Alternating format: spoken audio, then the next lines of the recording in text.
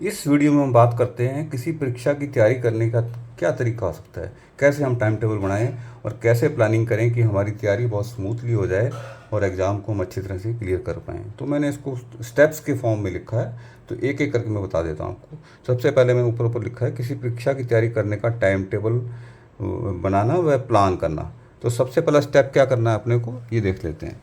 तो सबसे पहला स्टेप ये है कि आप अपना टारगेट सेट करें कि आपको एग्ज़ाम को जस्ट पास करना है। सेकंड, या आपको उसमें 50% मार्क्स लेके आना चाहते हैं, आपका टारगेट कुछ तो होगा। और या आप 60% मार्क्स से पास करना चाहते हैं, या आप जितने मैक्सिमम नंबर आ सकें उसके हिसाब से तैयारी करना चाहते हैं। तो ये आप डिसाइड कर लीजिए कि आपको एग्ज़ाम का टारगेट क्या है आपका पास करने का।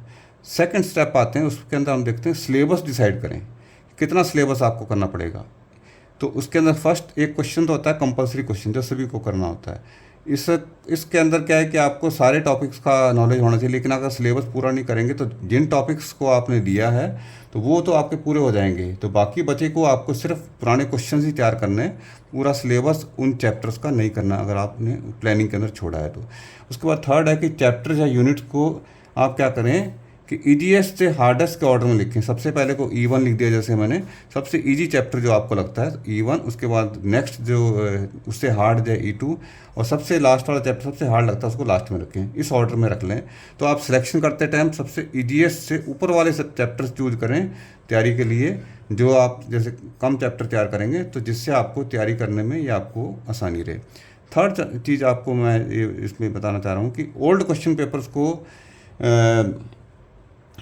देख करके आप ये पता करेंगे किस चैप्टर में से कितने क्वेश्चन आते हैं। तो क्वेश्चंस जब सेट करेंगे या क्वेश्चन डिसाइड करेंगे तो ये भी आप देख लें कि ओल्ड क्वेश्चन पेपर के हिसाब से वो सही आ रहे हैं कि जिन चैप्टर्स को आपने चूज़ किया है उसमें से कितना क्वेश्चन आता है, उस हिसाब से आप नंबर ऑफ क्वेश्चन के हिसाब से चैप्टर को कंपेयर कर लें कि जितने चैप्टर आपने चूज़ किए हैं उतने में आपका टारगेट जो सेट किया पूरा आ रहा है कि नहीं आ रहा।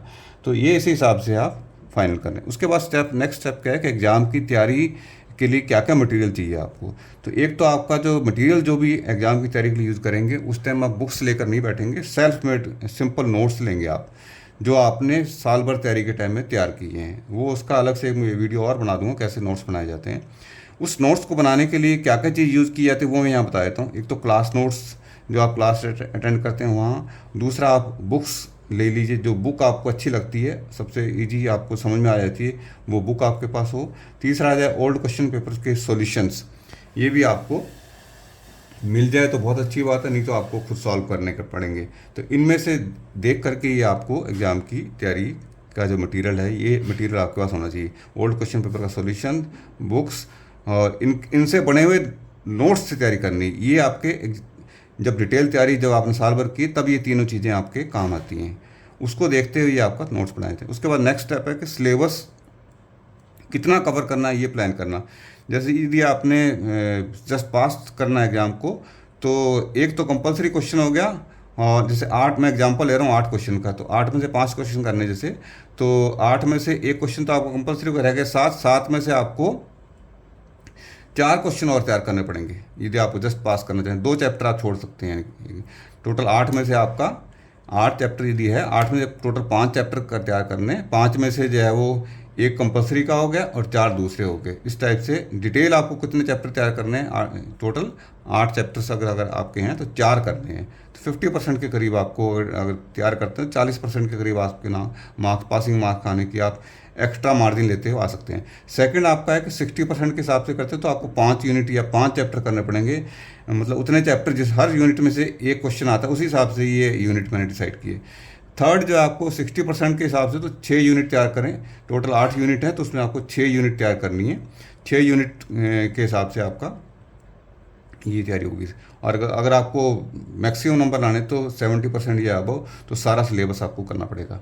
तो कहने का मतलब ये टोटल आपको कितनी यूनिट तैयार करनी पड़ेगी, 5, इसमें पहले वाले में 4 है क्वेश्चन, तो ये पहले वाले में 4 है, 4, 5, 6, और पूरी यूनिट 8 की 8, अगर 8 यूनिट है तो 8 की 8 करनी है। फर्स्ट जो कैटेगरी जस्ट पास वाले में आप 4 यूनिट तैयार कर सकते हैं।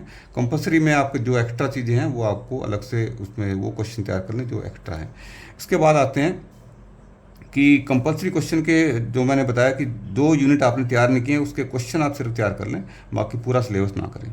उसके बाद नेक्स्ट स्टेप क्या है कि टाइम टेबल बना लें आप। अगर 1 महीने की तैयारी के हिसाब से टाइम टेबल बनाना चाहते हैं या 2 महीने के हिसाब से, उस हिसाब से यदि आपके 4 सब्जेक्ट तो एक सब्जेक्ट को 7 दिन आ जाएंगे, और यदि आपके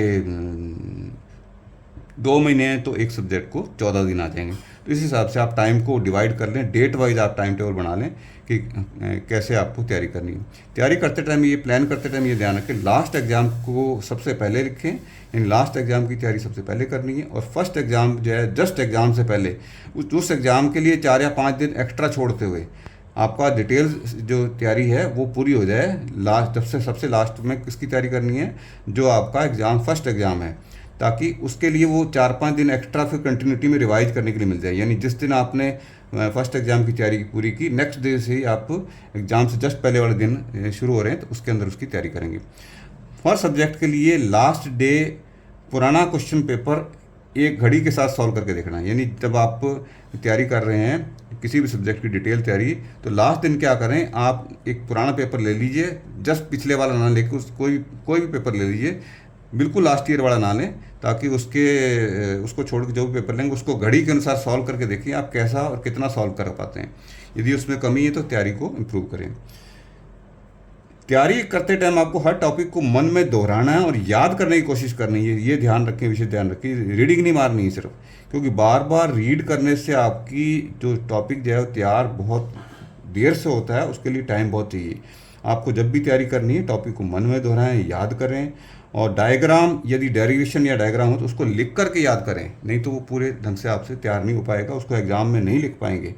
तो आप ये देखें मन में सोच के कि क्या आप उस टॉपिक जो आपने तैयार किया है वो लिखने की कैपेसिटी में आप हैं या नहीं हैं।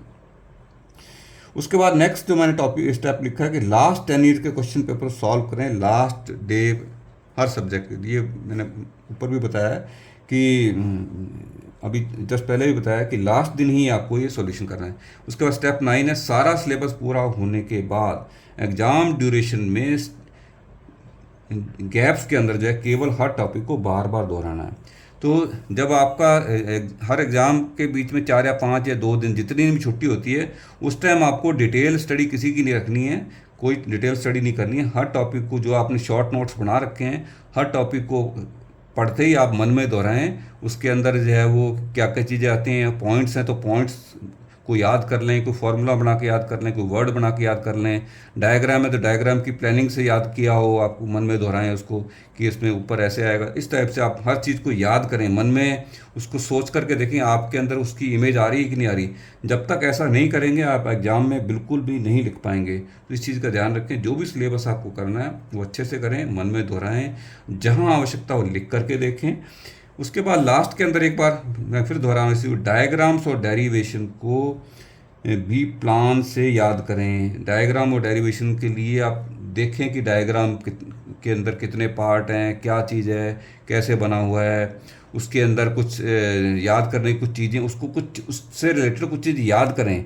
ये नहीं है कि आपने डायग्राम देख लिया और छोड़ दिया, उसको गहराई से ध्यान से पढ़ करके उसको याद करने की कोशिश करें।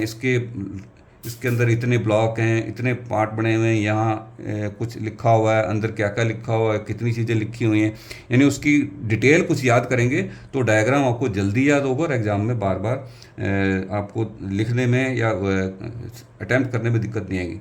तो इस वीडियो के अंदर मैंने ये कोशिश की है कि एग्ज़ाम की तैयारी यदि आप प्लान्ड वे में करेंगे तो एग्ज़ाम जब एग्ज़ाम में अपीयर होते हैं तो आपको कहीं भी कोई दिक्कत नहीं आएगी।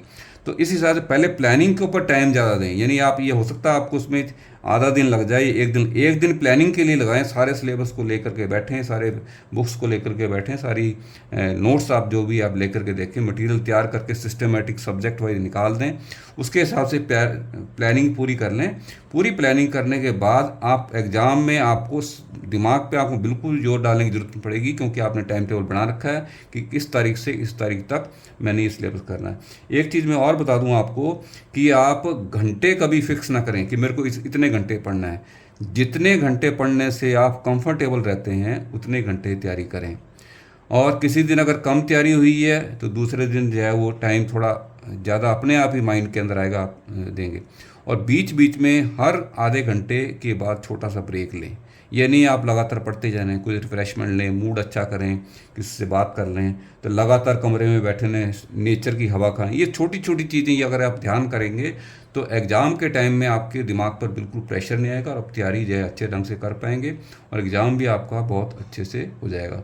और जिस दिन आपका एग्ज़ाम है मॉर्निंग के अंदर, उस दिन बिल्कुल जो है आपको कुछ भी पढ़ने की ज़रूरत नहीं है, दिमाग के ऊपर बिल्कुल रात को सारा कुछ पूरा करके सोएं, ताकि सुबह आपके माइंड में कोई ऐसी चीज़ जो है, ऐसे डाउट दिमाग में नहीं घूमे, वो आपको एग्ज़ाम की कंसंट्रेशन, एग्ज़ाम अटैम्प्ट करते टाइम आपकी जो फोकसिंग उसके ऊपर इफ़ेक्ट डालते हैं। तो ये छोटी छोटी चीज़ें हैं, ये मैंने एक्सपीरियंस से आपको बताने का प्रयास किया। यदि अच्छा लगे तो उसको लाइक करें। इसके साथ ही आपका बहुत बहुत धन्यवाद।